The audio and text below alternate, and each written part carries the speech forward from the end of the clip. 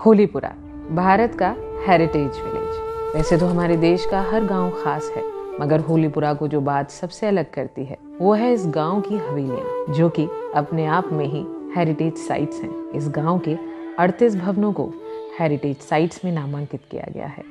होली सिंह पांडे खेरिया का बसाया हुआ ये गांव 1710 में भदावर महाराज मदन सिंह की दी गई भूमि पर बसाया गया है। यूं कहा जाता है कि होली बाबा अक्सर कर इस क्षेत्र से होते हुए पिनाहट से बटेश्वर जाते। एक दिन एक बकरी को अपने नवजात शिशु को एक भेड़े से बचाने के लिए लड़ते हुए देखा, जो उनके लिए कोई आम दृश्य नहीं था। मगर वो बकरी अपने नवजात शिशु और स्वयं को भेड़े से बचाने में सफल हो गई। तब से होली सिंह जी ने इस वीर भूमि को बसाने का निश्चय कर लिया था। जिस स्थान पर ये घटना हुई वहाँ पर भगवान शिव का एक मंदिर स्थापित किया गया, जो गांव में आज भी है। इसी के दाहिने हाथ पर एक छोटे से किले का निर्माण कराया गया। लाखौरी ईंटों और दांत यानी कि रिवर स्टोन की बनी इस संरचना के अवशेष गांव में आज भी कहीं कहीं देखने को मिल जाते हैं। साथ ही किले का मुख्य द्वार और जल आपूर्ति के लिए कुएं भी देखे जा सकते हैं। 17वीं शताब्दी में इस क्षेत्र में बहुत बड़ा बाजार लगता था। संकरी सी दिखने वाली इस गली में दोनों ओर मिठाई की दुकानें हुआ करती थी। जैसा कि ये हवेली, जिसका नाम है आनंद भवन, इसके मुख्य द्वार पर यह दरवाजा ब्रिटिश काल में कलकत्ते से लाया गया।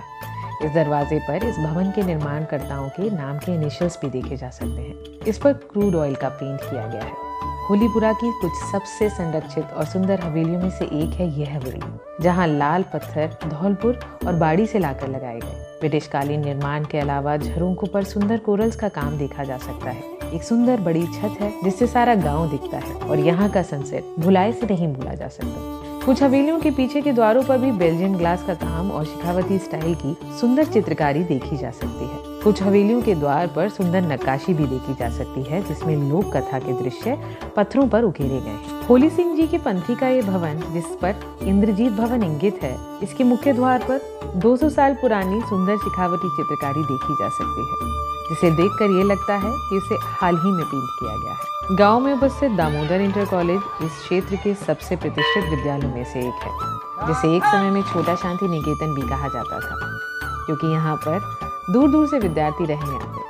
ब्रिटिश काल की भवन निर्माण शैली से बना ये विद्यालय अत्यंत सुंदर है और यहाँ पर एक भव्य ऑडिटोरियम भी है। परिसर में चौधरी गंगा प्रसाद के नाम पर एक पुस्तकालय है, जहाँ विद्यालय से जुड़े महान व्यक्तित्वों की तस्वीरें भी देखी जा सकती हैं। गांव का एक हिस्सा रहस्य और अध्यात्म को समेटे हुए है। यमुना के किनारे दरुआ बाबा का तपस्थल और शिव मंदिर है और इसके पास ही बनी स्वामी हरिरानंद की गुफा इसका प्रत्यक्ष प्रमाण है। इस गुफा में कई कमरे हैं। अंदर माँ दुर्गा की प्रतिमा स्थापित है।